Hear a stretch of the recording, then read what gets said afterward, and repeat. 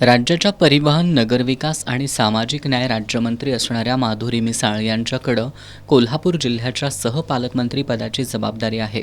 रविवारपासून त्या कोल्हापूर दौऱ्यावर आहेत. आज सोमवारी त्यांनी जिल्हाधिकारी कार्यालयात श्री अंबाबाई आणि ज्योतिबा तीर्थक्षेत्र आराखड्यासंबंधी आढावा बैठक घेतली.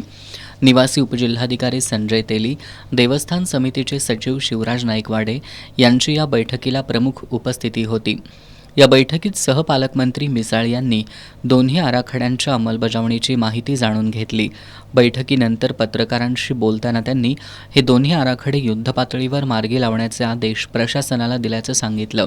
श्री अंबाबाई मंदिरातील अन्य देवदेवतांच्या मंदिरांचा सर्वे करून त्यांचाही समावेश अंबाबाई मंदिर विकास आराखड्यात करता येईल काय, त्यासाठी प्रयत्न केले जातील असंही त्यांनी सांगितलं.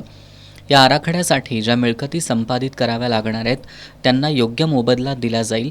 कुणावरही अन्याय होऊ दिला जाणार नाही असं त्यांनी स्पष्ट केलं. पहिल्या ह्याच्यामध्ये घेतलं पाहिजे. पहिल्या फेजमध्ये ते काम घेण्यासाठीचा प्रस्ताव त्यांना आत्ता पाठवायला सांगितलेला आहे आणि लवकरच तो सगळा आराखडा शिखर समितीला येईल. शिखर समितीला नगरविकासची मंत्री म्हणून पण तो आमच्या विभागाकडं असल्यामुळं मी हा आढावा घेतला.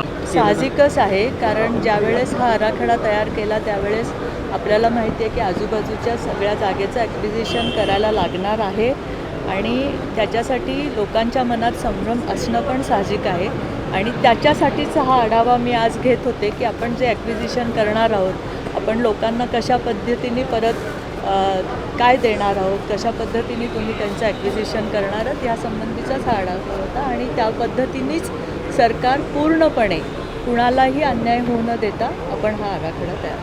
यावेळी भाजपचे कोल्हापूर जिल्हाध्यक्ष विजय जाधव, भाजपचे प्रदेश कार्यकारिणी सचिव महेश जाधव, नाथाजी पाटील यांच्यासह भाजपचे पदाधिकारी उपस्थित होते.